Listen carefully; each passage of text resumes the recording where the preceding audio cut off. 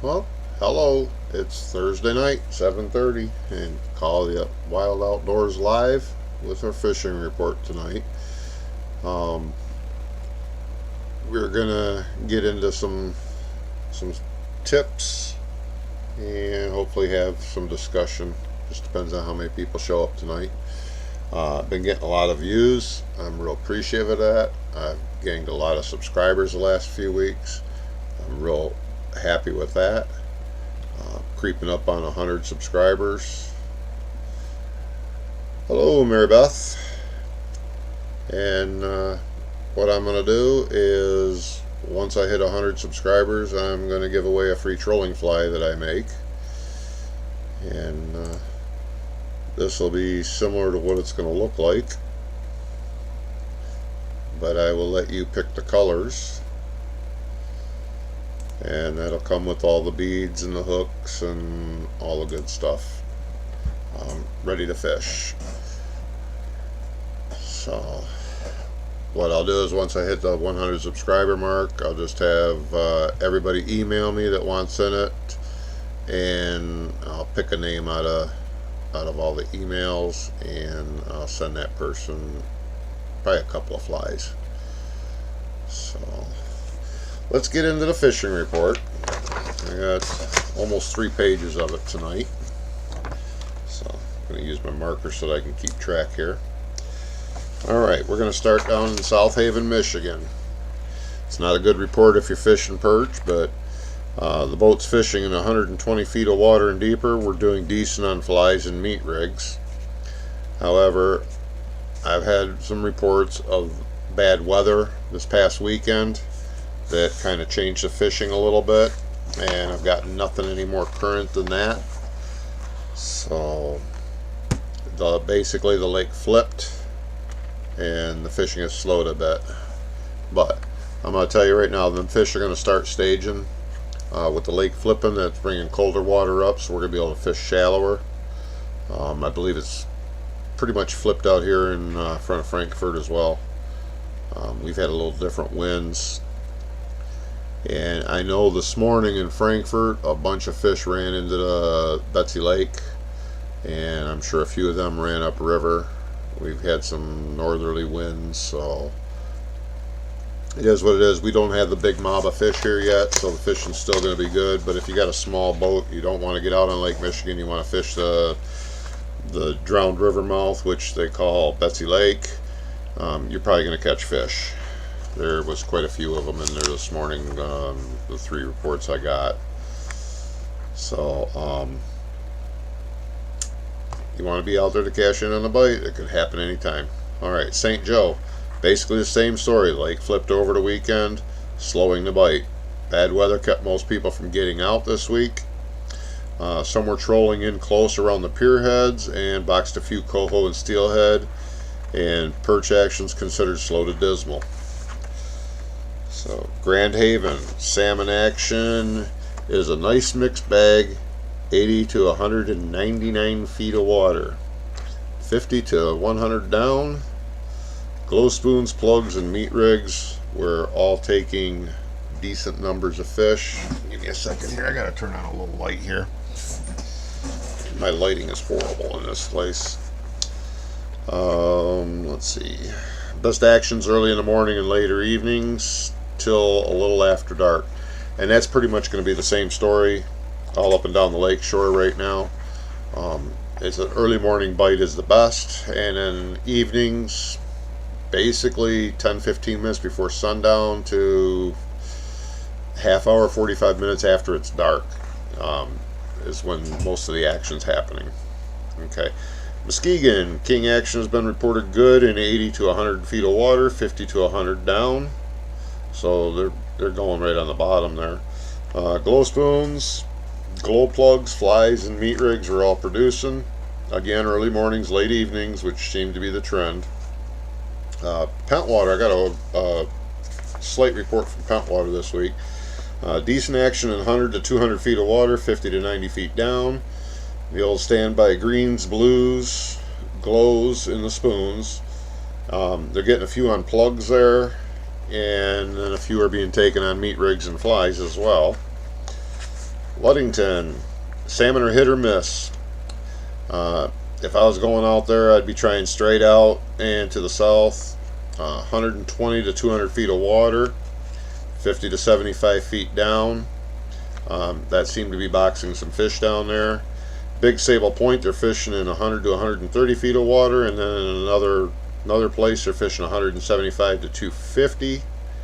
And in both those areas, they're fishing 35 to 75 feet down using spoons, plugs, and some meat rigs. They're also getting a few fish on flies. And the fish are staging, guys. Guys are catching a few in the Pere Marquette Lake as well, and near the harbor, jigging and trolling.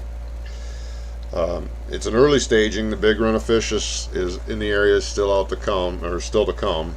But again, for you guys with small boats, now I haven't heard nothing about Manistee Lake, but if they're in at Pere Marquette Lake, which is a drowned Pere Marquette River when it goes out to Lake Michigan, and they're in Betsy Lake, which is a drowned Betsy River mouth, I would assume that there's some in Manistee Lake as well. Generally, Manistee River gets fish up by Tippy Dam in July, and with the winds that we've had and everything else, it wouldn't surprise me a bit. So if I had a small boat and I was confined to the Manistee area, I'd be trolling right around that mouth area where the river comes into the lake, and then angle over to where it goes into the main part of the river again. Okay, that it was Manistee. I'm getting several reports of fish at the shelf in 100 to 250 feet of water, 45 to 70 feet down. Spoons, meat rigs, plugs, and flies are all producing. And as with every single port on Lake Michigan, early mornings and our best. Lines in by 5:30 a.m., pretty much done by 7. Fish are in the air, scattered, so be patient. Still expecting the large school of fish to arrive soon. I'm getting that from a lot of different fishermen out there, including the charter captains. Chris from Tangled Tackle, he does a show every week on Sundays, and he's expecting a big run of fish as well down there. They just haven't arrived yet, and supposedly the salmon numbers are up on Lake Michigan, so we'll see. Got a report from Onekama. Guys are heading north to the barrel and in front of the golf course down there, 40 to 70 feet down in 60 to 170 feet of water. And meat and a few spoons were the tickets down there, with plugs and flies running up close behind. Start out with glows till the sun is up, and then add in some UV greens and blues. Arcadia. Guys were going straight out and working 120 to 170 feet of water, 30 to 100 down, and they're catching a few fish. Spoons, flies, glows, and spoons and greens and oranges. Frankfort, there are fish out there. The bite is picking up. I was out Monday evening, and I did graph some fish out there, and they're scattered at best. I would try, if you're going out for an evening fish, just run right out to 120 foot and set up and do your zigzags. If you're fishing in front of the bank, you're going to zigzag in. You'll get the 90 feet of water real fast from 120, and then head out. You'll get to 150 feet of water again really fast, and fish are in there.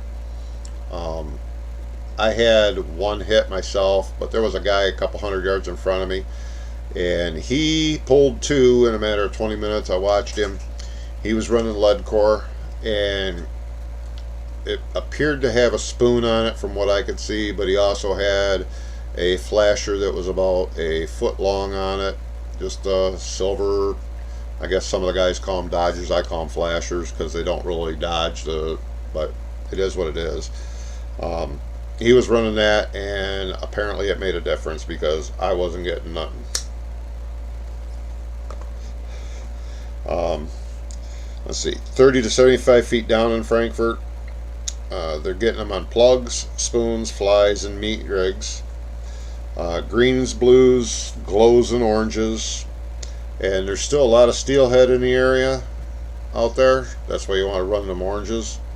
And lake trout, they're still finding a way to get themselves put into the coolers. So, and I've had a few reports of guys getting Cisco's while they're out there fishing. So that's a nice little bonus fish. They're actually decent eating as long as you don't freeze them. They're basically they call them a lake herring, but they're a member of the whitefish family. So, Leland, scattered reports of a few fish being taken out to 200 feet of water, 50 to 90 feet down. And of course, lake trout, they're running the bottom out there, and they're still getting a lot of 20-pound plus fish. So, if you want some big lake trout, they're getting them out of Leland. They're getting some big ones out of Frankfort as well, especially up at the reef. Charlevoix, reports I'm getting is get out to 150 feet of water. You're going to fish 40 to 130 foot down, so that's a pretty wide range. Flies and spoons are the ticket there, but slow your troll. They're talking averaging 2.1 miles per hour. The fish are being a bit lazy. They're still getting some big lakers out of Charlevoix as well, 20-pound plus, fishing the bottoms in the same areas as the salmon. Petoskey area fishing is slow, but they're getting some nice sized fish, and they're being reported 35 to 75 feet down at about any depth over 60 feet. Now, a couple guys told me that they're fishing the Little Traverse Bay, the North Point area. I'm not real familiar with that area, so you have to bear with me, but that's where they're getting most of the salmon action at. So, let's see, Sheboygan. Sheboygan completely croaked for salmon, but walleye fishing is good in the area. They're getting a very few salmon were caught. Most of the guys are cashing in on the walleye bite. So, you know, that's pretty much the report I got. A lot of guys ain't going out after a salmon right now. They got some walleye in there, and that's what they're after. I don't blame them. I'd much rather catch, you know, a cooler full of walleye than a cooler full of salmon, because I don't eat salmon. But is what it is. Presqu'Île. Got another report from Presqu'Île. Lake trout and salmon in 70 to 150 feet of water. They're scattered in the depth due to recent weather. I guess they've had some pretty good waves and stuff out there. Spoons, flies for the salmon, spin and glows for the lake trout. They're also getting a bonus walleye every now and then, and they're being found in 25 to 45 feet down area. And then in these same areas, they're picking up an occasional Atlantic salmon or a steelhead. And that's basically the top third of the water column that they're fishing. And I guess them Atlantic salmon and steelhead are just hanging out chatting with the walleye by the sounds of things. So, Rogers City, still the best place to fish in the state. Still loads of fish in the area. Sometimes they're biting great, other times they're just napping in the water columns. They're digesting the smelt and alewives they've been engorging on, apparently. But spoons, flies, plugs, and meat rigs are all working when the fish wake up hungry. Seem to be no set depth, as they are just smacking things all over the place. And I would try, you know, 25 to 50 feet down. That depth always seems to be a standard to get started. And of course, watch your graph. If you're seeing fish, you know, deeper, then you're going to want to drop deeper. If you're seeing loads of bait fish, say at 75 feet, you want to set your bait right around 73, 74 feet. Make them come up for it. You'll get a little more positive hookups that way. Let's see here. Yeah, the 25 to 50 foot depth, it seems to be a good place to go. And then when the fish are acting like spoiled, entitled brats, you know, greens, blues, glows, and whites seem to be working the best there. I don't know why the whites seem to work over there, but they do. Lake Huron, they like the whites.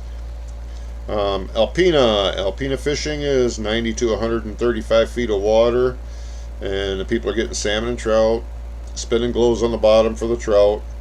Spoons, flies, meat rigs, and plugs, and like I said, 30 to 75 feet down.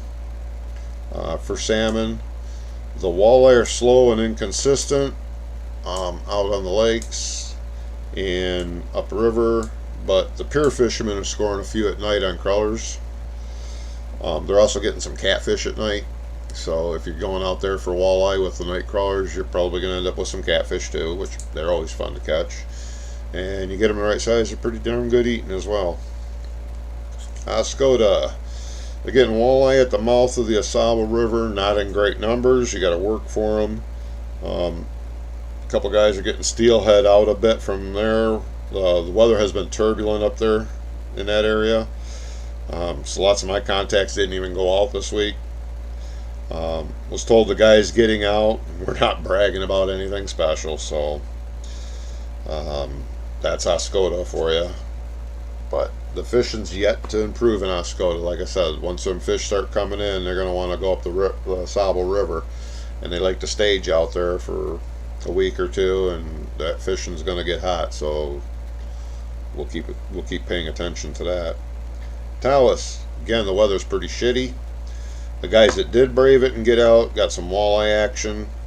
Crawlers and crankbaits seem to be working the best. Augury, I didn't get a report this week. Little Bay Denak up in the UP, good walleye action. They're doing a lot of fishing out by the mouth of the Escanaba River.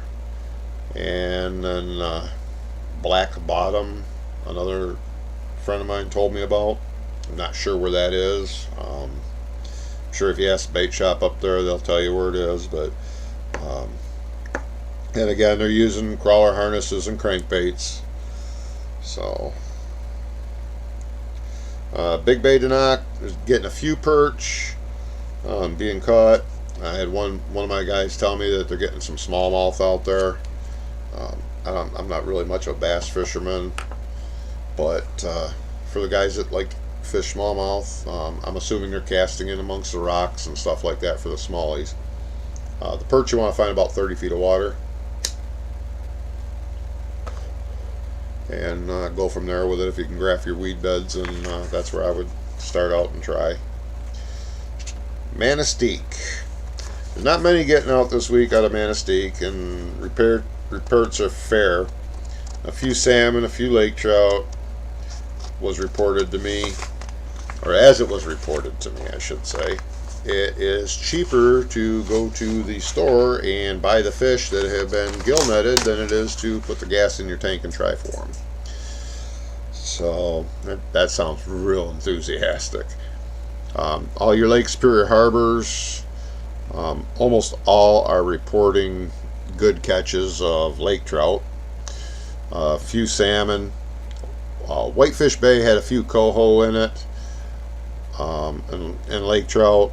But I physically stopped and talked to guys there. I was up camping last weekend, which will be, I got a lot of editing to do because my GoPro doesn't take good videos at anything far away, so I've got to take them off my phone, and that takes a long time to get them to transfer. I spent 4 hours last night just emptying out the GoPro camera, and gonna have 6 hours into getting the stuff off my phone. I just know it because I took longer videos. But anyways, they're playing dodge the gill net. I guess there is just hundreds of them out there, and the guy says you cannot get a straight troll for any length of time. You got to go around gill nets and everything else. So for the amount that they're catching, unless you know the area, it sounds to me like you're going to lose a lot of tackle. Or worse yet, get a downrigger ripped off your boat. So it's probably not worth fishing that area. Let's see. Alright, they're getting a few coho in Marquette area. I'm sorry, my printer screwed this all up on me.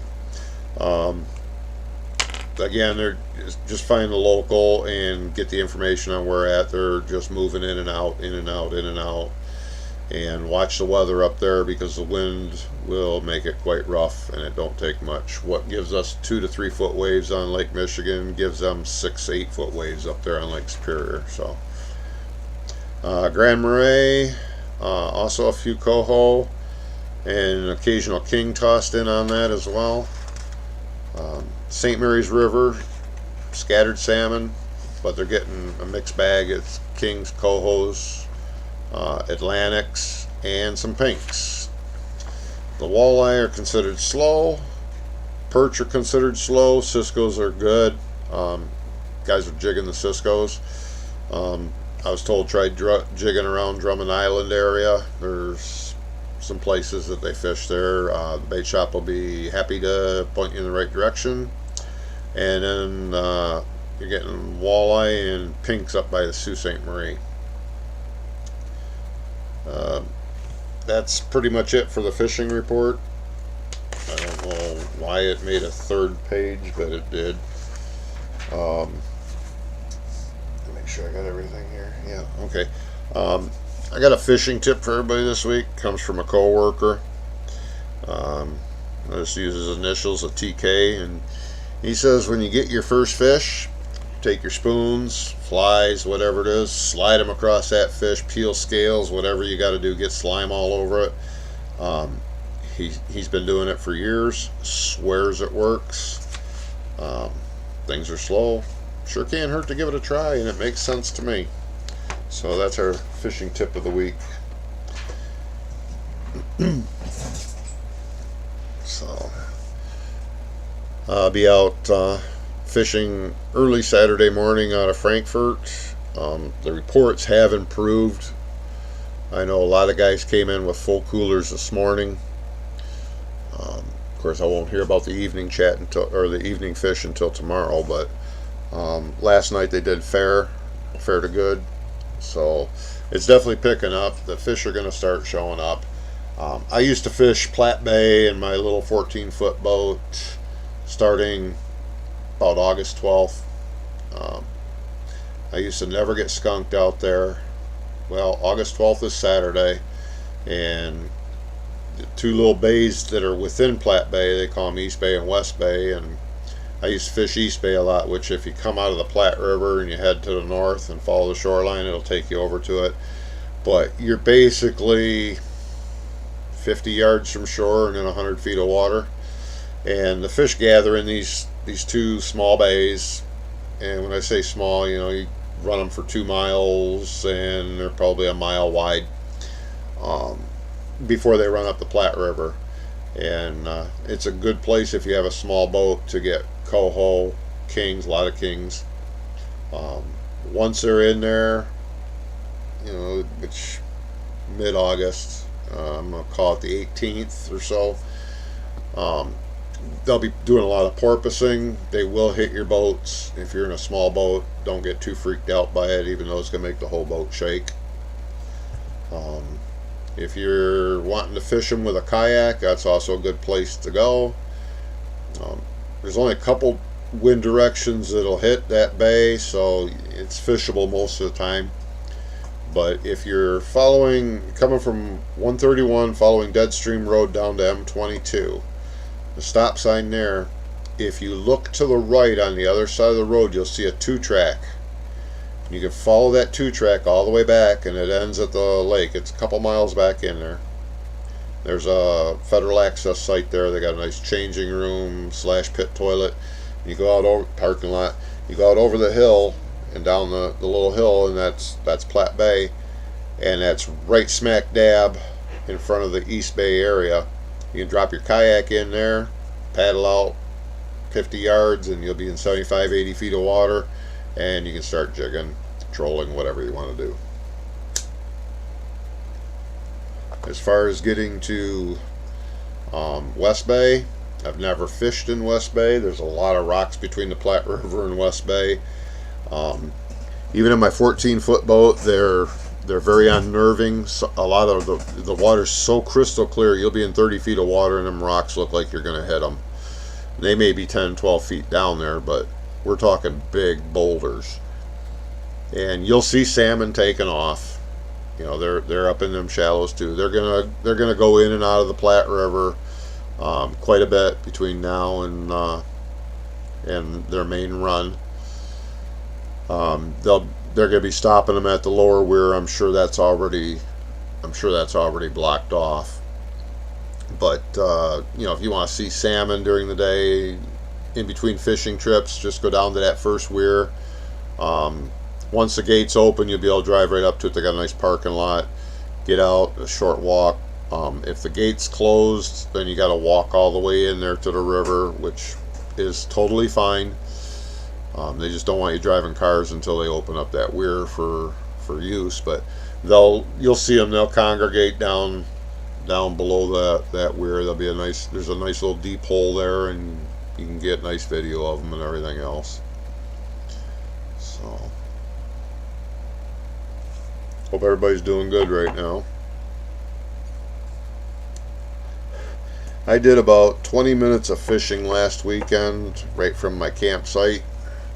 I was camped on Andrus Lake at the State Forest campground there north of Paradise, and I caught a 9-inch perch on a piece of worm, but it was getting so dark I knew I wasn't going to catch any more, so I just let it go. Very nice looking perch.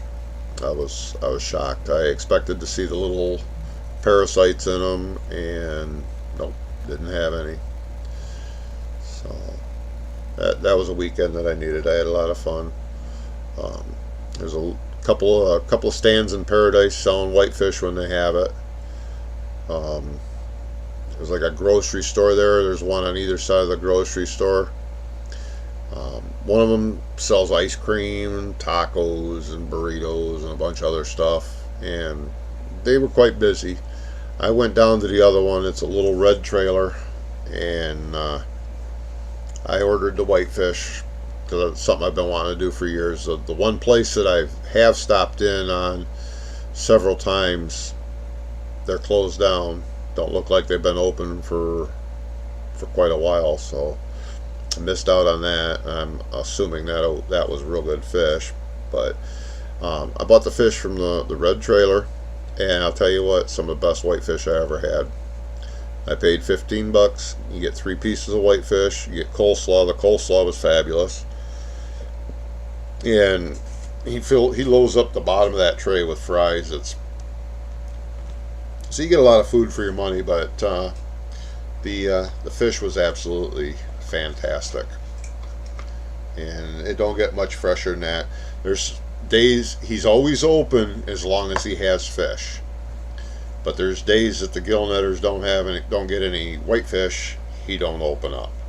So if he's open, the fish are fresh. I mean, it's just a few hours from the time he's cooking them from when they were out swimming or being caught. But if you get up to that area, definitely stop. It's worth it. I wouldn't waste my time at the other one, but I'll always go back to that little red trailer just because it was so good. And that's all he's doing. He will sell lake trout when he's got it, or perch, but he hasn't had perch in several months and hasn't had lake trout in quite a while either. So that's his business. The other one has a bunch of other stuff. They're bigger. They're in between the gas station and the grocery store. And where the little red trailer is, there was an old like drive-in restaurant type thing there. And he's on the south east corner of that parking area. There's picnic tables there that you can sit at. And like I said, the food was excellent. And if you do go up there, hey, tell them you've seen it on Call the Wild Outdoors, because I told them I was putting it on here. After, I went back up and talked to them, because that's how good the fish was after I was done eating it. So I did the Tahquamenon Falls run. I got a little bit of video of that, not a lot. I get bored at the falls. I've been there too many times. And I did some back road driving. I found some really, really neat place that I want to take a kayak up there and fish this area. and I think it'd be great for duck hunting as well. I'll have video of that. That would be south of Paradise, a little bit south of Rivermouth Campground. And I'm going to tell you right now, if you want to camp in any of the state parks next summer, put your reservations in now, or else you ain't going to. Minimum 6 months ahead of time for a state park. Even the rustic section at Rivermouth, they require a minimum 6 month reservation period. And what I was told is you put in your reservation, and if somebody from out of state within 3 or 4 days of your reservation wants the same spots as you, they get them. Out of staters get preference, because in the powers that be, they got to buy a state park sticker, which costs more for them than it does for us, and they're bringing their money into the state of Michigan to spend, where our government feels that we're going to spend our money here no matter what, so we don't need to use the campgrounds. If we want to camp, we can use the state forest campgrounds if there's any sites available, or get the little tag and camp out on the state land, just about anywhere for free. Bring a portable fire pit with you if you're going to have a fire, and watch the fire danger warnings, because at certain levels you're not allowed to have an open fire unless you're in a campground. But keep that in mind the next time they put up for vote asking for money for the state park system, that we don't get to use it hardly. It's 100% reservation now. It used to be 80%, and they kept 20% for drive-ins.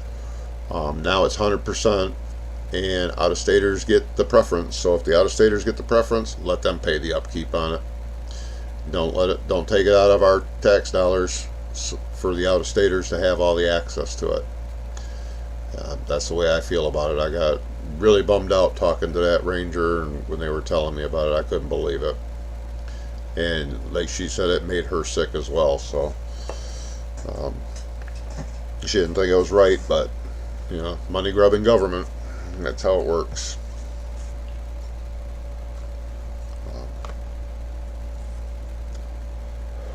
Now, Rivermouth Campground, they let me go through to tour it. I got that on camera. I got both the modern section and the rustic section. They're trying to phase out all the hand pumps, so the rustic section now has running water every so often scattered along the way. They still got sites left on the Tahquamenon River. Go into almost any state forest campground, and they want you to buy water and bring it in. The pumps are still there, but they're all labeled unsafe for drinking.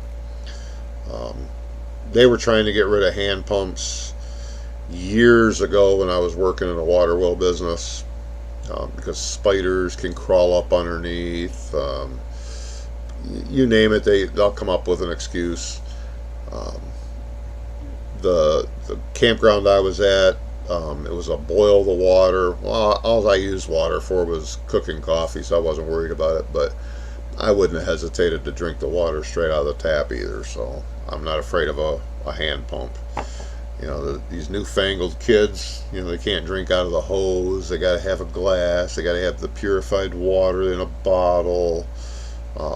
Yeah, they probably wouldn't like that water at all, but other than that, I had a great weekend up there.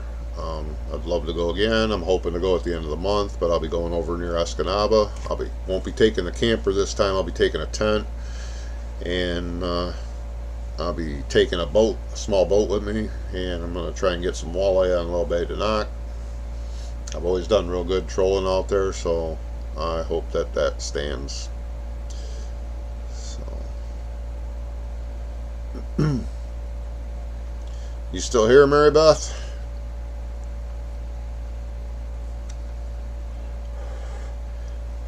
Or did you go back to bed already?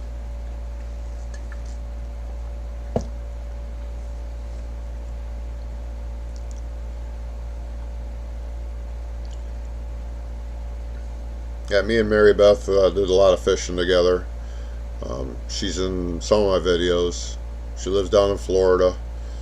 Um, when I go to Florida, I visit her a lot. We do a lot of fishing down there, saltwater fishing.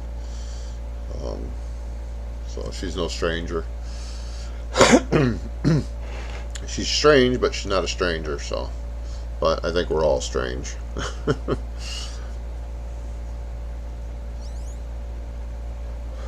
But she's got a job that she's got to sneak up on daylight on, and so she goes to bed early during the week, and right now it's past her bedtime.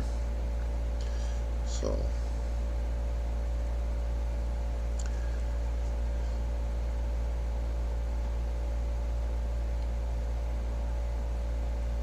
I don't have any chatters in tonight, so get out fishing this weekend. And hey Paul, how's it going? Hey, no problem. I enjoy doing the fishing reports. I just hope they help people.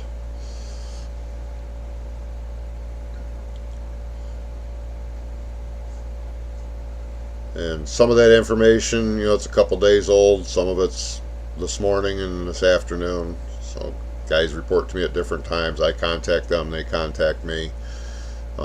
The South Haven, St. Joe reports, they're about 3 days old. So, and then let's see, there's a couple other ones that are a couple days old. Upper Peninsula, Marquette area. One of my contacts from Marquette, he was heading down to Wisconsin someplace to fish out there. So I want to start getting a Wisconsin fishing report together for the guys in Wisconsin as well, and I got to develop some contacts, obviously. So if you're watching this channel from Wisconsin and you know what fishing reports going on, let me know. I'll get it posted.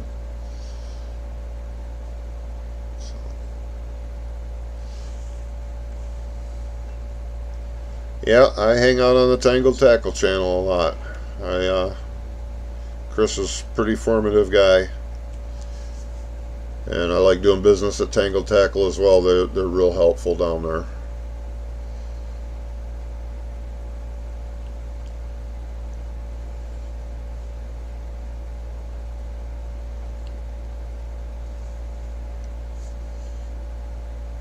And I know Chris does a lot of fishing, so you know, I kind of get some information from him on his channel, and then I combine it with the people that I know that fish down in Manistee, because I actually know quite a few fishermen down that way.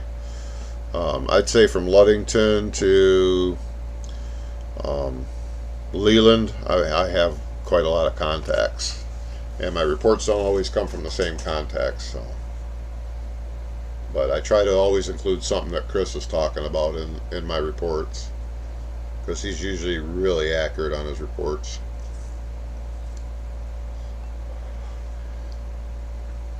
So,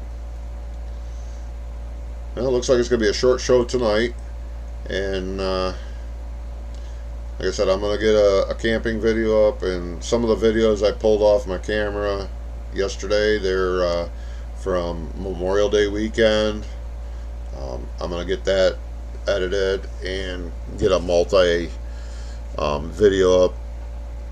I did some salmon fishing, didn't do any good that weekend. I was dodging gill nets and herring hole, but I did a little attempt for perch and caught a bunch of gobies. But what impressed me the most was how calm Lake Michigan was that weekend, and I ended up running all the way down to Onekama and fishing in Portage Lake for perch, and I got one that should have been thrown back, but it swallowed the hook so bad that I couldn't get him revived, even though I kept him in a live well. So, and then of course by the time I'm heading back, you know, from Onekama to Frankfort, wind whipped up a little bit, so I was going head on into some waves, and I get all the way back, get into my slip, and my grandson and his cousin are there, and they ask if they could fish off the boat, and I'm like, yeah, have at it. I tied up the boat, gave them my crawlers, and grandson dropped a line off the side of the boat, pulled up a 10-inch rock bass in like 27 seconds. Well, his cousin decides he wants to fish that spot because the only time he's ever caught fish is when adults are helping him. So my grandson says, yeah, go ahead, I want to fish over here anyways. And he walks over to the end of the boat, jumps up on the dock, drops his line in, and pulls in a 12-inch perch. I'm like, are you kidding me? I burned $150 worth of gas, and I should have just stayed in my slip, caught bigger perch. But they proceeded to catch another 30 fish in the next half hour or so. They got a bunch of bullheads, some nice size, some not so much nice size. They got some more rock bass, a couple more small perch. They had a blast. They went through 2 dozen night crawlers in no time at all. But they caught a lot of fish and had a lot of fun. That was fun to watch. I wish I would have gotten some of that on camera, but my batteries were dead and my alternator wasn't charging right on the boat, so I couldn't even charge them up. And yeah, it was just one of them weekends. So like I said, I'll be out Saturday morning. Got a guy supposed to come up fishing, and last weather report, we're supposed to have just a few sprinkles at 5 a.m. and then that's it. So as of right now, it's a go. Rain don't bother me too much on the boat, other than we don't like getting too wet. What does bother me is lightning and wind. I'm safe in my boat in lightning, but that don't mean I want to be in on it or out in it. It is a bridge boat, and I got radio antenna coming off the top, so that makes for a nice lightning rod. At least when I'm in my slip, I got sailboats all around me, and they're more lightning rod than I am, so that's where I'll stay during lightning. And then it just ain't no fun fishing in 5-6 foot waves. I can catch fish, but it's just not fun. So as long as it's going to stay 2 foot or less waves, which is what it's calling for, I'll be out there early Saturday morning. I'd like to have lines in by no later than 5:30 a.m. and we'll see what happens. If I'm graphing a lot of fish in Betsy Bay itself, as soon as I clear the pier heads, I'll drop lines and start fishing and start just heading out deeper, because the fish are going to start heading out deeper the later in the morning it gets, and we can just keep collecting them as they go. So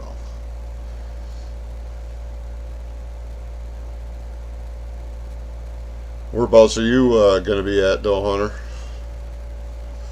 Because we're getting the thunderstorms Friday night, and they're supposed to stop somewhere around 1 a.m. That's the last weather report as of an hour and a half ago, and it'll change by tomorrow morning, I'm sure.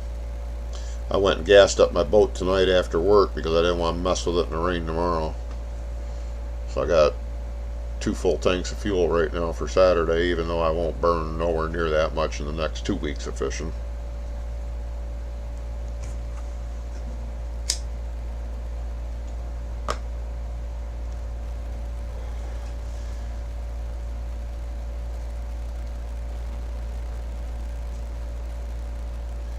I imagine let's see, if them storms are going to be in here, our last little bit of rain, it's going to be calm from like 1:30 in the morning, roughly, until 5.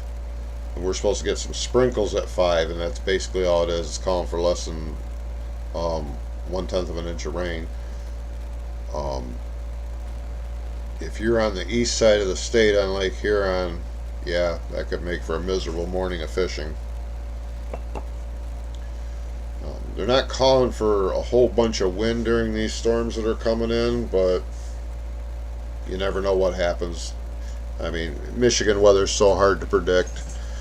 I know years ago when I was going over to Wisconsin for Marine Mechanics School, going to Fond du Lac, and from the house that I lived in, it was like 70 miles as the crow flies straight across Lake Michigan. Well, I'd call and talk to the wife and kids, and it'd be 18, 19 degrees at the house. Of course, we had 3.5, 4 feet of snow on the ground, and this was right after the New Year. I was over there for 2 straight weeks, never seen it warmer than 14 degrees below zero. The whole 2 weeks I was over there. And it never got colder than 15 degrees over here. That lake keeps us warmer in the winter. Yeah, it gives us a hell of a lot more snow. They had no snow over there at all the whole 2 weeks I was there.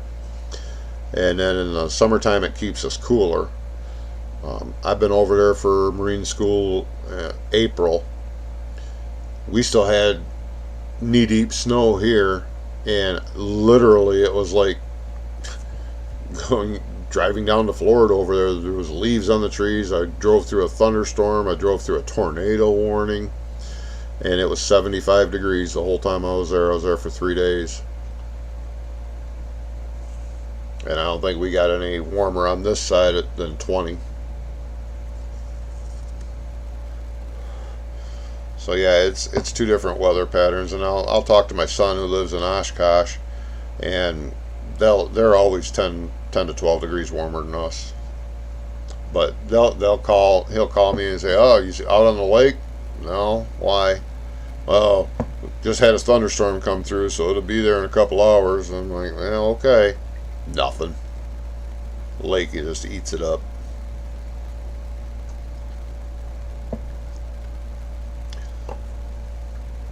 That's one of the reasons the big boat that I'm working on has radar, just to watch for sudden storms come up. I got caught in one years ago in a small boat. Went from basically ripples in the water to 4 and 5 foot waves in a matter of minutes. "Hi Mark, how you doing?"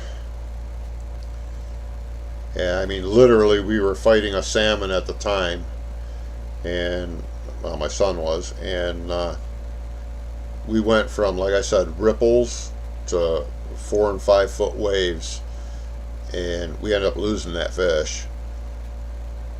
So had a heck of a time getting into the harbor at Frankfurt, because the big boat's trying to come in all the time.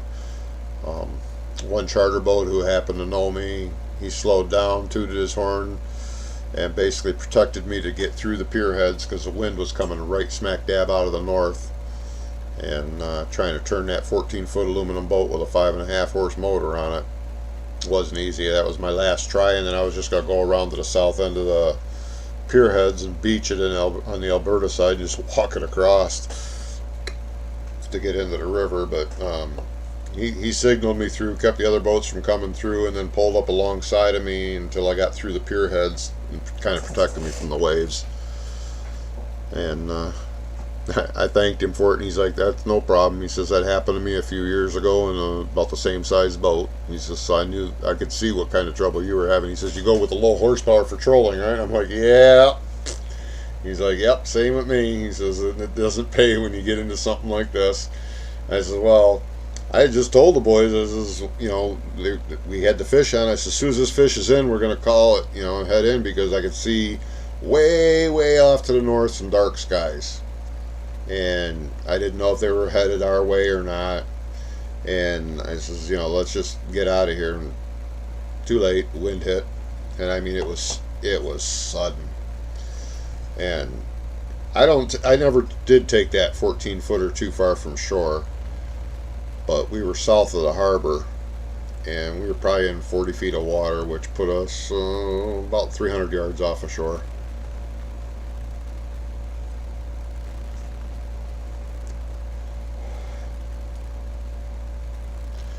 Oscoda, okay. I used to hang around Oscoda area as a kid. My grandparents had a cottage down on the actual Sauble Point, down between Taos and Oscoda, down by where Dobson the Movers were. And that was my stomping grounds as a kid. I spent my summers up there until I was probably 12, 13 years old. Then after that, it was just a couple weeks a year. But I know some darn nice brook trout creeks up by Lumberman's Monument area out there in the sticks.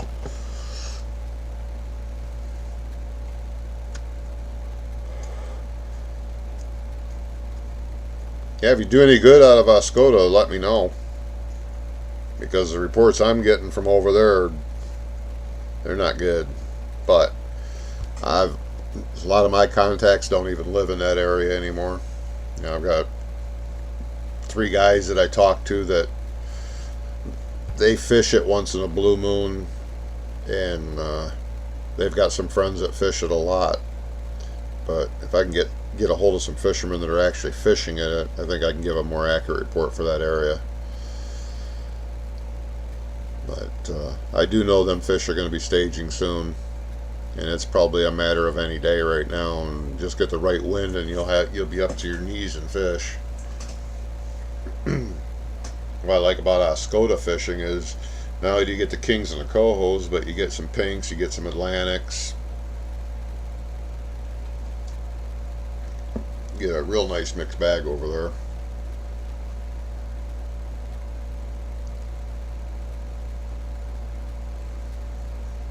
Yeah, yeah. But that's a handy boat to have, because you can actually troll the river mouth in a 16-footer. Manistee, yeah, you should have good fishing. I'm expecting a nice pot of fish to come in any day from Ludington north. As I said, the winds have been right. The bite I got, I was 30 feet down in 70 feet of water. So, and then as I was coming in, I graphed literally hundreds of fish in 58 foot and less of water. Literally hundreds. Yeah, but there was so many boats out there just doing stupid things that I was by myself, and we had wind coming out of the southwest, so I just decided to call it. It was getting dark enough. Guys weren't turning their lights on. I know of at least 3 boats that were out there that refused to turn their lights on because they didn't want anybody to know where they were fishing. And these guys were straight out from the harbor. They were just going to kill somebody or get killed themselves. But them fish are definitely in shallow after dark. And I've heard of a few guys trolling around the pier heads in the morning and the evening, and they're getting some fish. Guys fishing the pier once in a while are getting something. So it's definitely starting. But once the main run gets up in here and starts staging, it's not going to be an early morning or a late evening fishing. It's going to be get out there and box them up. And I know some things that are I've winterized a lot of boats already in the last 2 weeks, but it's really disheartening to see all the color change over here. These maple trees are just, they ain't getting enough rain. It's hot. I'm out of here. I'm going to sleep for the winter already.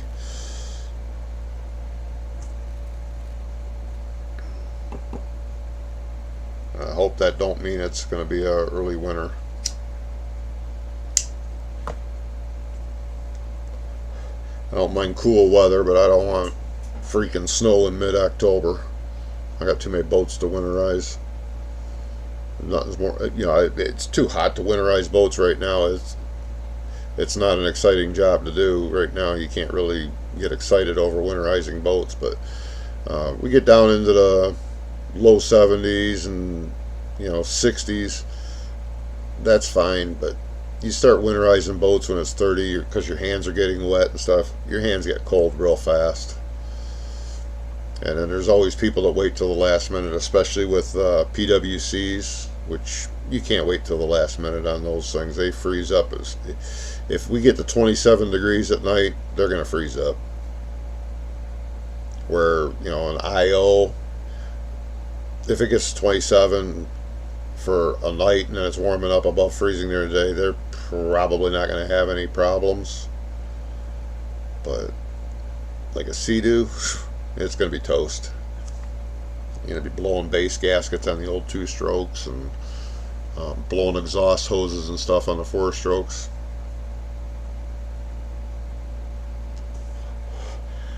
Yeah, IO, because even in a heated barn, I would never store an IO that wasn't winterized or at least drained, because one good thunder snowstorm, you lose power, you lose heat, and you know I'm spending $5 or $6 on a motor.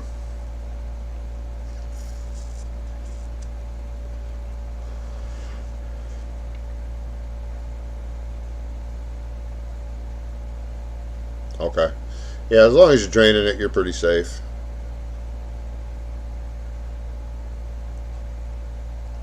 Just remember the main water hose to the water circulation pump, the big one, that'll hold a little bit of water on the V8s and V6s.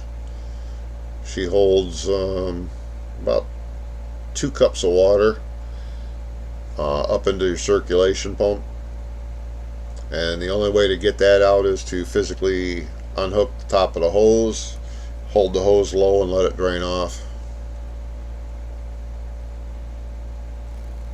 Nice, nice. Yeah, we don't get no Atlantics over here. You know, once in a blue moon a guy catches one, but you definitely don't get enough to even think about targeting them. And I've heard they're really good eating.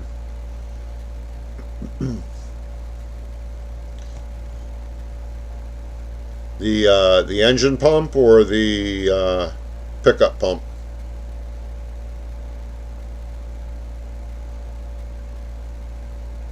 Dripping, so I'm assuming the engine pump. If you know a good rebuilder, just have them put a new seal in it. It'll save you a ton of money. Remember, those have to have stainless steel or brass impellers on them. It's not like a car pump. You can't put a car pump on them.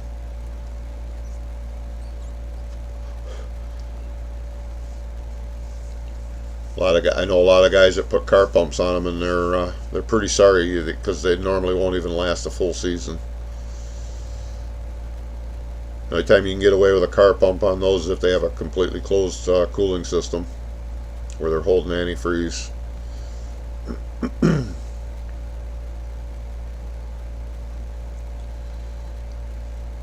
But yeah, depending on the motor, that pump's probably anywhere from $150 to $300, and you can probably take it to a water pump rebuilder who can put a new seal in it for you for probably $50.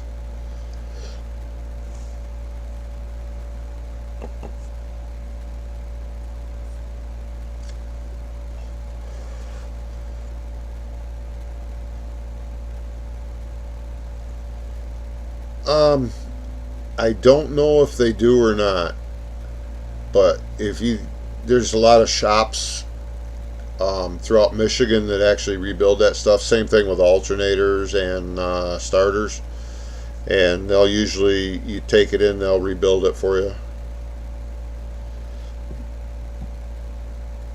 I'm sure if you can take it apart, you got to have a press. Press it apart. I'm sure you can get a bearing and seal for it, no problem. You can probably get that at like Tractor Supply, possibly, or a regular auto parts store.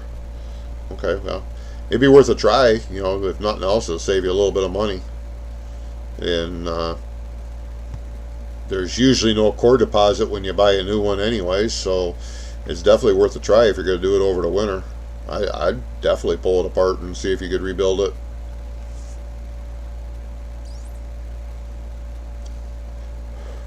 As far as a bearing goes, I don't know what they're called anymore, but Detroit Ball Bearing, whoever bought them out, they still have the same amount of shops that are all over the place. You take that bearing in there and they'll match it up, and they'll probably have a seal for it as well.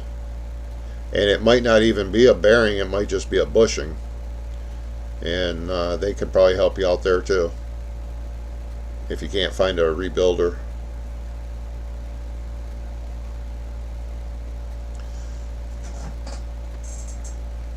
Then if it's just a simple seal that's blown and the bearing's in good shape, or the bushing, whichever it has, I wouldn't think that would be too hard to find.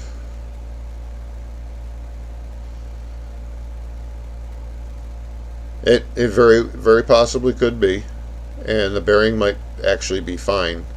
Them marine bearings, they last. It's the seals that end up going bad. So I know I didn't have time to dink with mine. I was out fishing. I wanted to get my boat in the water, so I just bought a new one for my boat. But that was brand new in 1976, and I replaced it this spring, so it lasted. I can't complain about it. And I have the old one that I will mess with one of these days. 170, that's not too bad. I think I paid $230 for mine. 4.3.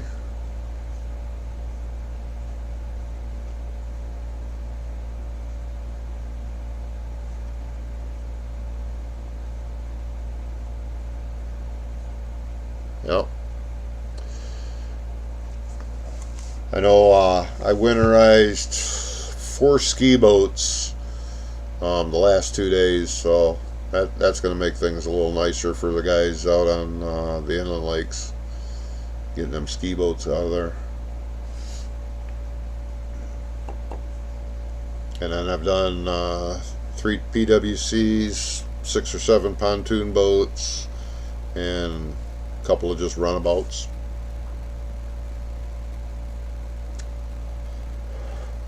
People are packing up already. Not even Labor Day yet. They're done.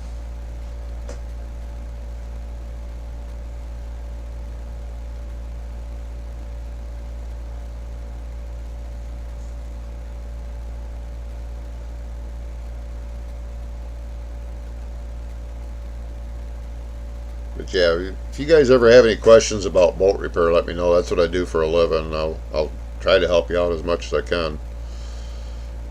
So,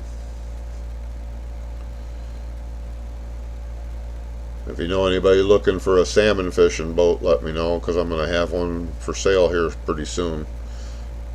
Penyan 23-footer with a 9.5-foot beam. It's going to have downriggers. It's got a rocket launcher on it. Got a refrigerator, dual battery with a dual battery charger. It's going to have 3 downriggers, 4 fishing rods, an assortment of lures, dipsies, rotators, some flies. Basically, they'll need to register it in their name and get a decent net. I'll throw a net in with it, but they'll need to get one with a longer handle, and it's ready to fish. So I just gotta get the bottom paint done on it right now and get the 2 new batteries in it.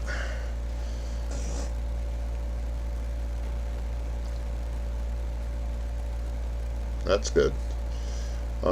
I like my perch first, and then walleye, bluegill, panfish, and then them little stream run brook trout are hard to beat in a cast iron fry pan cooked over a campfire and some butter and a little bit of onion.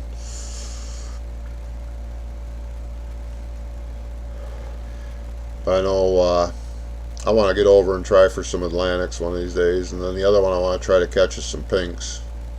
I know you guys get them over there a lot too.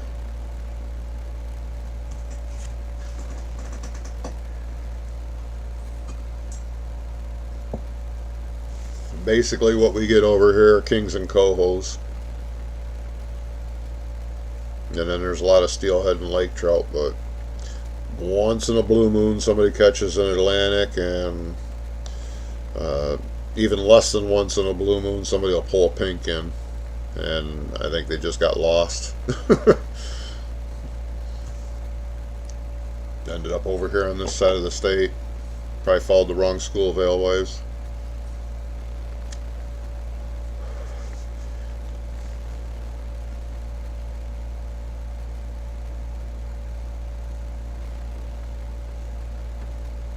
Yeah, I've heard that they get them up that way, and then I heard the St. Mary's River is just nuts with pink salmon in this time of year, in the fall. I don't know if they still have the increased limit on pinks up there or not, but it used to be an extra 5 fish if you were catching pink salmon.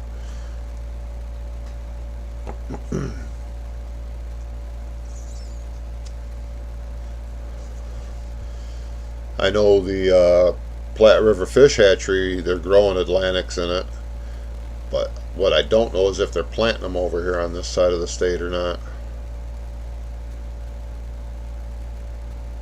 I know that's what they got in their tanks right now, is a bunch of Atlantic salmon. And they'll be moving them over to the next tank to plant in the spring. And they'll be collecting the coho and Chinook eggs pretty soon. You know, in end of September, early October usually. I'm sure they're gearing up for all that right now.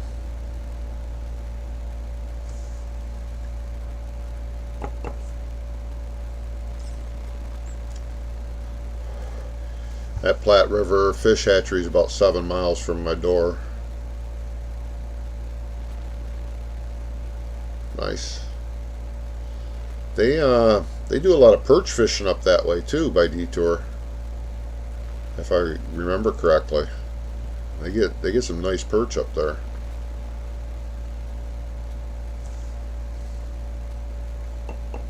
And then Cedarville would be another place for perch. I know I used to catch a bunch of perch out in front of my grandma's cottage. That's one of my bucket list trips, to take the Penn Yan over there, launch in Oscoda and run down and see if they're still there. I swear I was the only one fishing them for years, and I don't know if people have been fishing them since they sold the cottage or not, but they were always there. It'd be interesting to see if they're still around.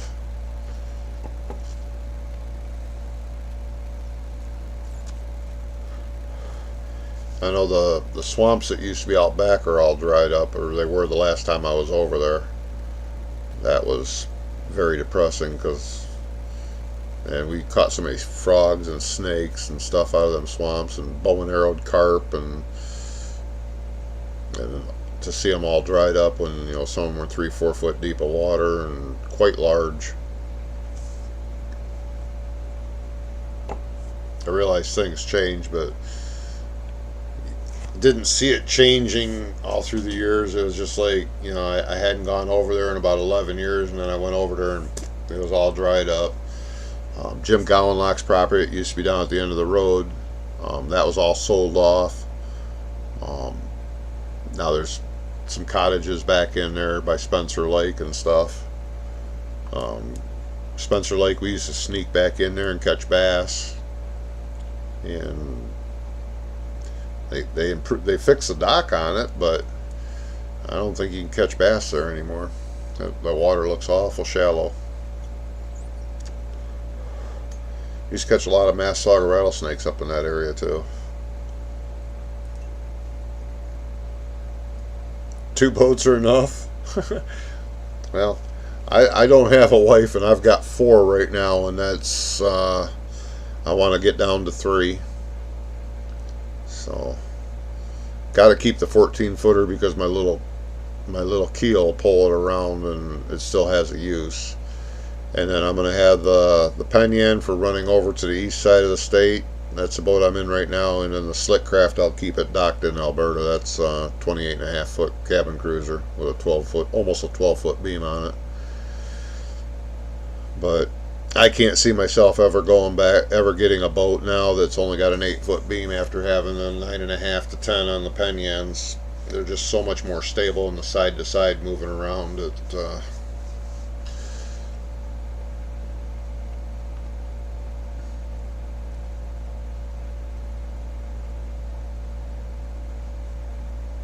I've got the one Penn Yan that I'm going to be selling. That's a soft top. Got trim tabs on it, the whole 9 yards. It's going to come with a graph. Got some thunder out there. Graph, GPS, radio, all the rod holders and stuff. And then I've got my Flying Bridge Penn Yan that I've rigged that from nothing to what it is now. And that's kind of my baby. You know, I've built it into a fishing boat, and that one will be hard to part with. I had a guy offer me $7,000 for it last week, and I told him nope. So even though that's probably a good price for that particular boat, not to me it wasn't. Now if he had offered me $7,000 for the Slick Craft, he probably would have owned it. because I don't have my blood, sweat, and tears into that boat like I do my Penn Yan. And I'll tell you what, the Penn Yans, I love them for rough water. Just love them. Really, got pinks in Oscoda. Nice. How do those taste? I've heard varying stories about them.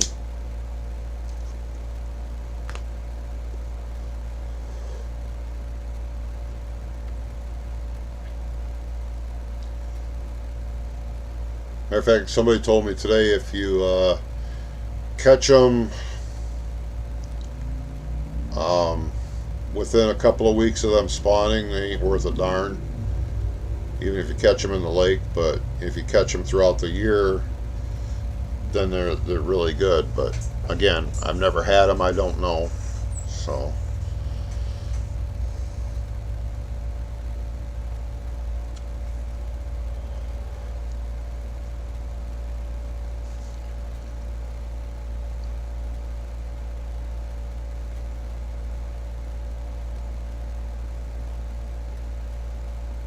And most of my salmon fishing over in the Oscoda area was in the AuSable River.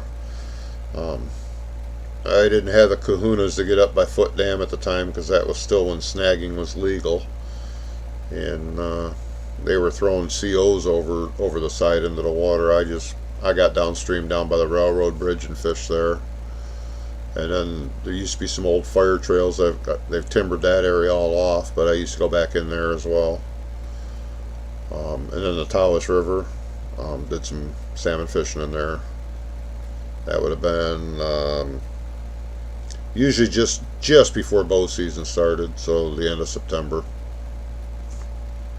Small game season was open, but them rivers were always really good for fishing at that time.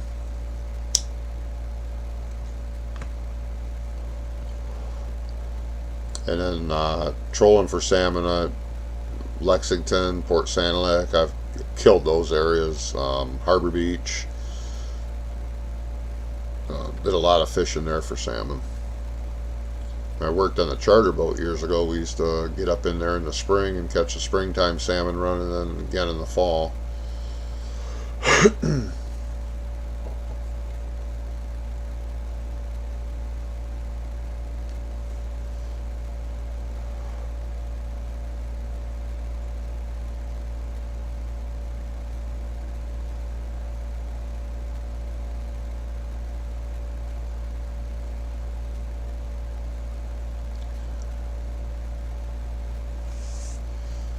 Okay, well, I guess I'm going to go ahead and end this stream now, and I'm going to get to work on the next couple of videos I'm going to be getting put up, and I will be back next Thursday.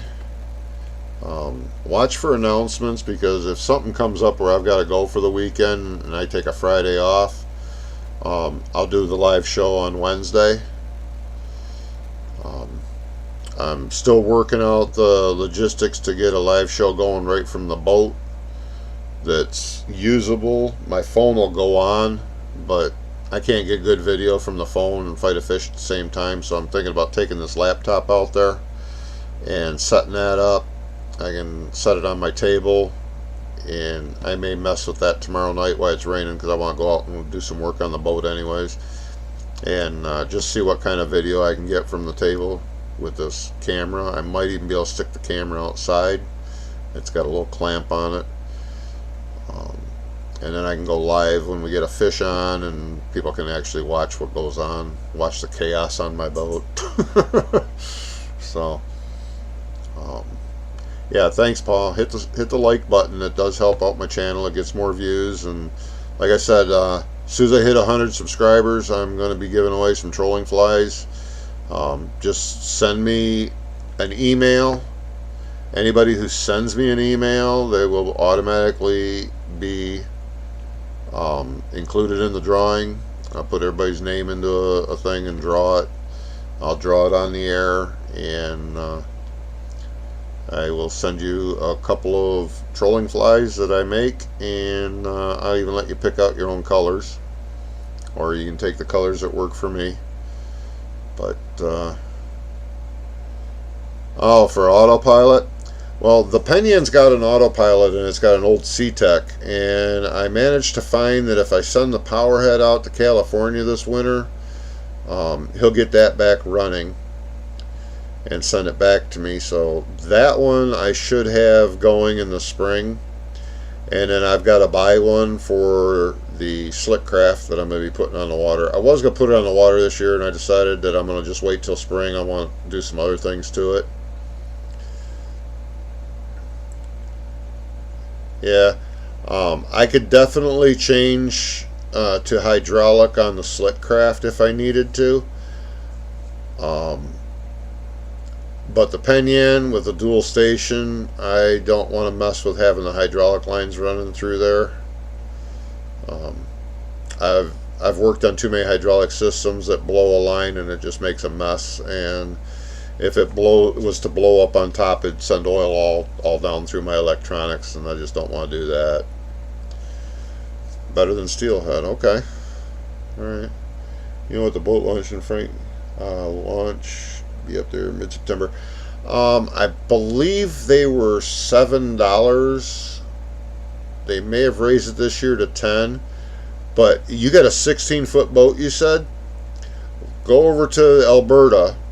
You follow 22 around, and right after you cross the bridge, there's a little park there that has a launch. You can get out there with a 16-foot boat, and I think that's $5 on the honor system there.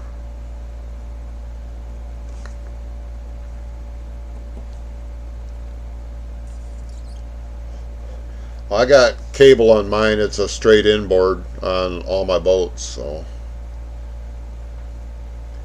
yeah. This one involves dual cable. There's a small cable coming from the bridge down to the lower steering section, and then another cable comes out, and that goes back to the rudder shaft. And I don't want to run oil lines above my electronics. That wouldn't be good. Besides that boat already has a really nice autopilot on it. It just needs the it's a compass sensor, because that one goes off of a compass heading, and it's just not reading right. It just constantly keep turning to port side, and get that straightened around, and it'll be fine. Now the one I want to get for the Slickcraft, because I am working on possibly chartering next year. I want to get one that runs off my graph and radar, so I'm gonna have to spend a little bit more money on that. But I'm also thinking about getting a Fishhawk anyways, because if I do run charters, people are going to want that on the boat anyway. So yeah, and that seems to be the problem with these old C-Techs, is that the heading sensor goes out of them. But the one I want to put on the Slickcraft, I want to be able to program in, and it'll just take me the course, and then I don't have to play games, because there's a reef out there that I like to fish along. And okay, what kind you got?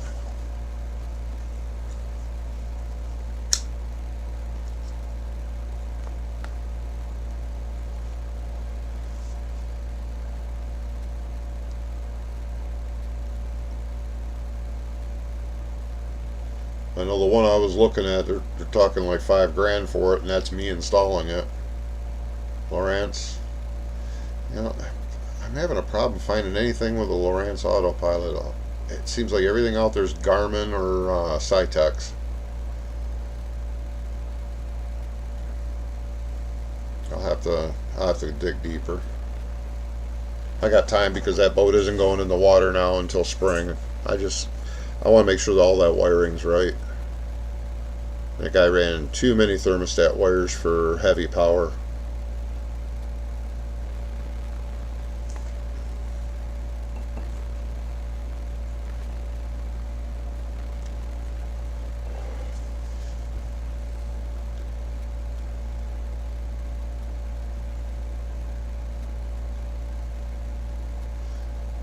I do got a Cytex radar on my boat, but I can adapt that to fit anything.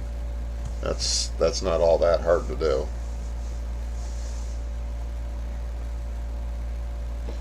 But I'm actually more interested in it running off my GPS plotter than anything. So, the radar, I can set that up so that it beeps if something gets in my way that I can't see. Well, as long as they stand behind their product. That's the biggest thing I've got with Okuma fishing reels. I've got these old cheap ones that I bought back when I had kids and didn't have a lot of money. I'd buy these rod reel combinations for trolling out of Myers and Walmart, and they were 69 bucks. Old Magda reels, some with line counter, some without. They've literally caught hundreds, if not thousands, of fish. And they're, other than the line counter working religiously, them reels are just like the day I bought them. I had an Okuma. I own two Okumas. One I bought as a set rig from a tackle shop in Frankfurt that come with 10 color lead core on it. And I've caught 4 fish on that, and so far that's doing okay. The other one I bought empty, and I spooled it. Literally 8 fish, and that reel is toast. It's a hunk of junk. I don't think it would reel in a walleye right now. After 8 fish, it's just destroyed. And I'll never spend my money on an Okuma again. And I had a co-worker tell me today, "Oh, send it in." No. Even if I send it in, and they send me a bill to fix it for, $10, it isn't worth it to me. If it can't handle it, and I'm going to be running charters, if it couldn't handle, a 9th fish or 2 years in the water, I don't want it exploding on a customer. And so, yeah, I'm pretty down on Okuma. I've got some old Garcias out there that I picked up last year secondhand. They're quite old. They're still in good shape. There's a couple old pens. I have an old pen myself that I bought when I was 14. Still use it to this day. It's on my boat. Usually use that for a second dipsy on the side because it's just a strong reel. And I go by the passes. It doesn't have a line counter on it, but it's a really good reel. Let's see. I got some Daiwas that are quite old and they're still working good. Most of those ain't on the boat right now. And then I bought a bunch of those Saugalain Chinese reels, and I've heard good things about them, but I'll be putting them to use for the first time on Saturday because I loaded some up with some lead core, and we'll see how they work. But I've got high expectations for those. And if they don't last, I ain't got shit for money into them. I think the most expensive batch of 4 that I picked up was $27 with shipping per reel. And the last one, there was $17. Last set of 4 I got, they were $17 a reel. And if they don't last, they don't last. I'll turn them into walleye reels, the ones that I haven't used yet, because they'll handle walleye.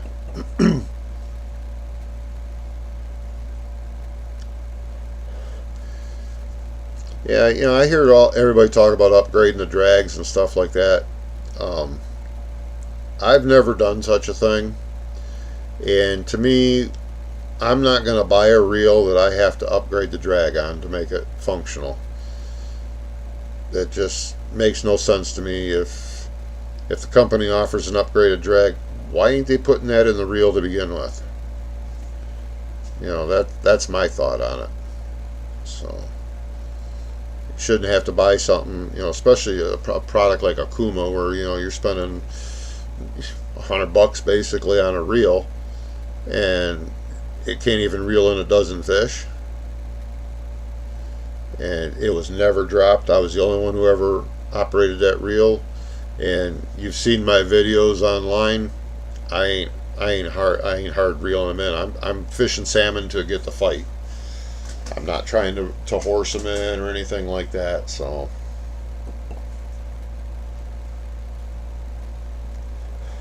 matter of fact, the one video I got, which was my first video I made, the Violent Salmon Strike, that's one of my old Daiwas. That reel,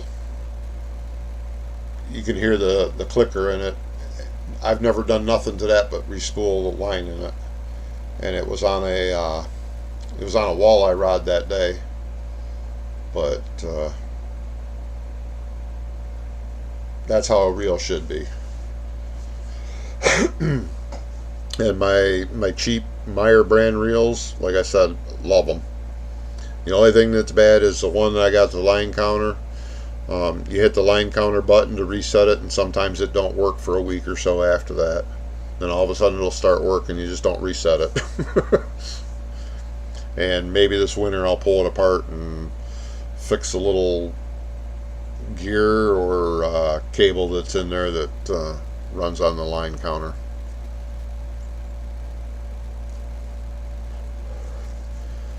But like I said, I bought that rod in 1995, and I used it in that 14-foot aluminum boat for years, where it strapped into the side of the boat, going down 2 tracks, going up to the Upper Peninsula. Yep, the old 209s. That's what I got that I bought with a kid, or as a kid, and I still run it to this day. But then I've got a 109 that I use for walleye that's older than I am. I didn't pay for that one. My best friend when I was growing up, his dad was, he's the one who taught me how to walleye fish. Probably the best fisherman I've ever known in my life, too. He was also a charter captain I worked for when I was an adult. He gave me that reel to start me out once I got my 12-foot aluminum boat for walleye fishing. And that I still got that out there too. And then I've got an old Kmart that I bought, an old Kmart bait casting reel. You know, and to troll with that, you take the line and loop it over the handle so it doesn't unravel. I bought that when I was 9 to catfish in the Ausable River for catfishing, and I still use that for walleye trolling. That reel has probably caught 20,000 walleye in its day. And I paid, I think, $5.87 plus tax for that reel at Kmart. And it's metal. It's worth more right now than it was when I bought it. Then I've got an old Shakespeare up here that's the same style, but this one's a collector reel. Let me grab that real quick. It's still in the original box. When their headquarters was in Kalamazoo, Michigan. So, and then there's the reel itself. And I got the little case for it. I got the tool and the instruction booklet. So,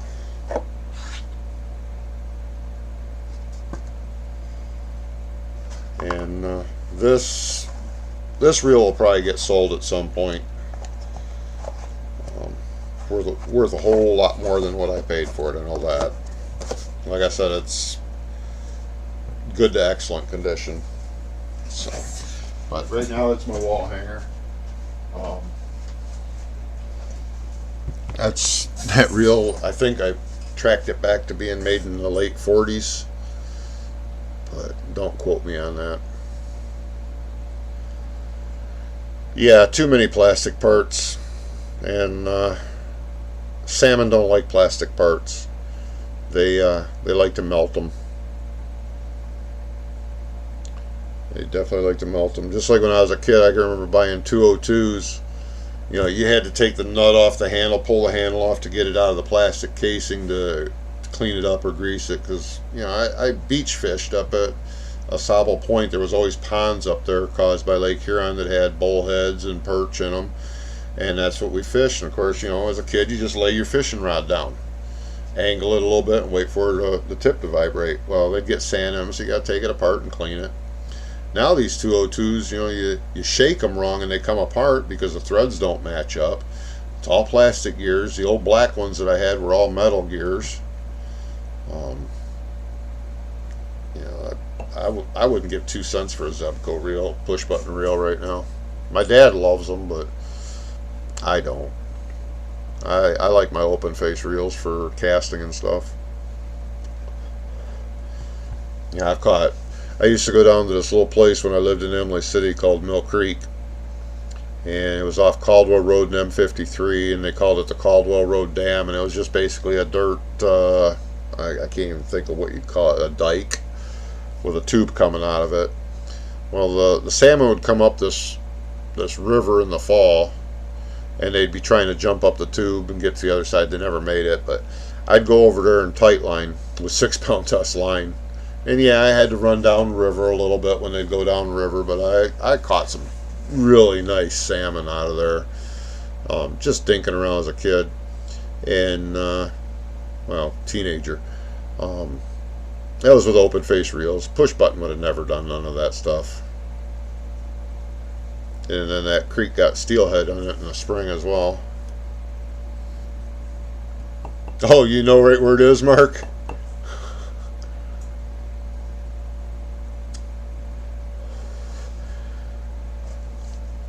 We used to sucker spear that river, and then we'd go south of Emily City and walk up and down the Bell River too. A friend of mine worked at a farm, and we'd access the Bell River on his property, and we'd walk up to M53, which was probably 3.5 miles by river, get a bag of suckers and smoke them up.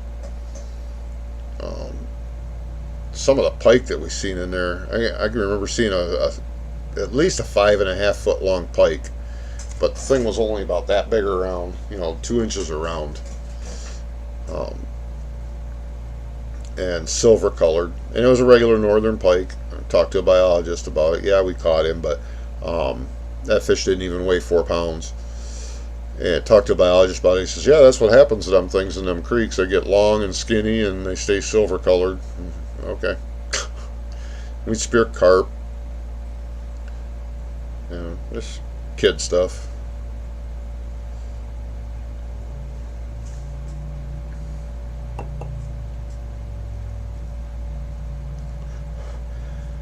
That was back in the 80s that I was catching salmon in that creek. I don't know if they still come up it or not. I haven't been down there in years. We moved out of there, out of Lapeer County in 91.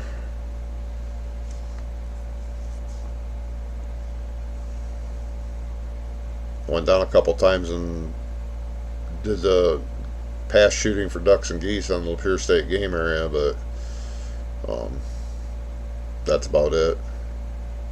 Once my ex-wife's parents moved up north, we quit going down there.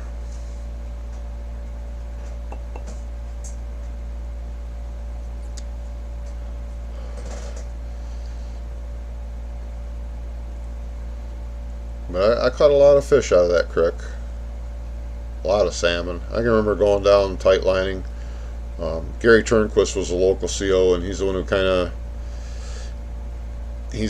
taught me how to tight line, told me how to do it. But make sure to bait the hook. So I used to bait him with a blade of grass. He says, well, that's pushing the law. I said, it's bait. He's like, yeah, it's pushing it, but he's alright. Anyways, that guy was something else. If there was somebody doing something wrong, he knew about it. But coolest guy, you know, I don't know how many times I get checked out there at the Lapeer State Game Area hunting. And there for a while, he checked me every single day for like a week and a half straight, because I was the only one out there hunting. And I says, you see me every day. You know I've got a license. He says, I know. He says, I just get bored and want to talk. He says, besides that, he says, I keep telling you where I'm seeing partridge when I'm driving through these 2-track, don't I? I says, yeah. He says, all right then, don't hassle it. Well, he was a cool guy. Half the time, you couldn't even see his firearm. He'd come up to you. He didn't have it strapped where you could see it. Oh yeah. I heard he passed away, but before I guess he got cancer, they moved him up to the Oscoda area to bust up that big poaching operation years ago. And I guess it took them all 2 weeks to figure out what was going on. That guy had a sixth sense. And if you were following the law, he was your best friend. If you weren't, well, he'd write you a ticket. I can remember one time I was sucker spearing in Mill Creek and I accidentally speared a steelhead. I had a school of suckers run downstream on me, and the water was chest deep, and I threw in. It was right before the M53 bridge. Well, the spear spined it. I wasn't going to waste the fish, so I kind of buried it underneath the M53 bridge and smuggled it to my truck and everything else. And I was down fishing the next day, and Gary Turnquist come up and checked my fishing license. And there was always a bunch of boys further downstream that used to spear the living hell out of steelhead, and he'd bust them every year. They're kids, so what are you gonna do? But I asked him, I said, did you get them kids again this year? He said, oh, I've got them twice already this year. He says, the guys I don't like writing tickets to, he says, are the guys that he says are in chest deep water. He says, approaching the M53 bridge and accidentally spear a steelhead when a school of suckers goes by them. He says, and they decide they don't want to waste the fish or something. He says, I'm not sure what the guy's deal was. He says, but he went and buried it underneath the bridge, and one got his truck and shoved it up in the grill between the radiator and his truck and the radiator, and drove all the way over to Lake Pleasant to get his fish. And he says then he cleaned it, and he described every single thing I did. He says, but he says, when I'm pretty sure it's an accident, he says, I kind of looked the other way on it. He says, but I would like to tell the person. He says, so if you see him, tell the person to be a lot more careful when they're spearing suckers from now on. And I looked at him, I said, absolutely, yes, sir. So, yeah, he knew every move I made. I don't know where he was. He obviously had night vision or something, and then followed me. I never had taillights behind me or headlights behind me the whole time I drove over to my girlfriend's place at the time, but I wasn't wasting that fish. I didn't keep it for myself. I gave it all away, but because I didn't technically legally get it, but I didn't want to waste it either. I have a problem with wasting anything, so that's my own issues. So, well, guys, I really need to call it a night tonight, and I hope everybody tunes back in Thursday, and I will have a new fishing report. And like I said, I'm going to try and get some new videos up, and hopefully if things keep going well, we'll have them 100 subscribers by the weekend, and I'll get this contest going. I do have a website. As you can see, it's posted on the thing. There is no charge to go to that as well. I am trying to get a yard sale type page going, so if any of you have anything fishing, hunting, or outdoor related that you want to sell, just send me an email to callthewildoutdoors1@gmail.com. I'll get it posted on the website, and you can sell your product that way, and there's no charge on that. I ain't taking a commission or nothing. I just want to make a page where people can get what they need without having to buy brand spanking new and paying top dollar, because there's nothing wrong with secondhand stuff. Even most fishing rods secondhand are in great shape. People just outgrow them, or they have too many rods, or any number of reasons. Oh, did they? Okay. Um, my girlfriend at the time, I ended up getting married to her. Her parents owned a place in Pantech Park, and then they moved across the road down Bowland Drive. And when me and her first got married, we lived in the trailers along M21 there by the railroad tracks and Summers Road.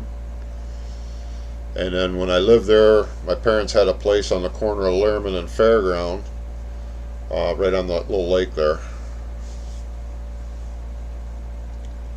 So, oh no, I was back in the 80s. 60s was, I was born in the 60s, mid 60s, so, I was born in 65, which puts me, almost 58 years old. So, still don't know what I want to do when I grow up. I know I want to fish a lot, so that's hence the charter captain's license. And I keep working on boats because I do love doing that. Run some charters, and then in the winter times when I'm laid off from the marina, I want to go down south and commercial fish as well. And if I prefer to commercial fish where I'm catching the fish and selling them to the buyer, but if it's just running charters, then that's what it is. Just something to keep me on the water. So, and hopefully I can finish out my days doing that. So, okay, well, I'm going to call it a night. It was nice chatting with everybody. Hope to see everybody again next Thursday, 7:30.